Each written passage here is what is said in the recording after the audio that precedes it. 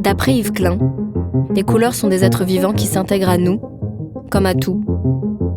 Lui, c'est le bleu qu'il a choisi, à l'image du ciel et de la mer. C'est la promesse d'un monde sans limite, laissant place à la création. Nous tenterons de capturer le processus créatif de ce génie en plongeant dans les flots du bleu Klein. Bienvenue dans Ruby's Kitchen. S'immerger dans le monde de cet artiste, c'est s'affranchir des codes et comprendre qu'une œuvre d'art n'est pas qu'une toile, mais tout le procédé pour la faire naître. Lorsqu'il crée, Klein s'apparente à un chef d'orchestre. Première étape, battre la mesure, se préparer, méditer, entrer dans cette transe et laisser son esprit vagabonder. Convaincu que l'art était une manière de montrer des choses que l'on ne peut pas voir, mais que l'on peut ressentir, il ne voulait pas juste peindre des objets ou des formes, mais partager une sensation, une émotion.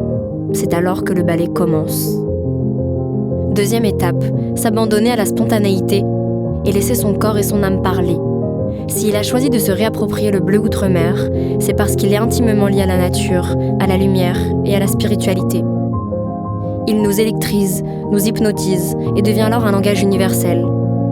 À l'instar de ses anthropométries, le pinceau devient corps et le corps devient toile. De la même manière que les femmes déposent leur chair sur les supports de Klein, nous déposons les pigments de façon intuitive, sensuelle.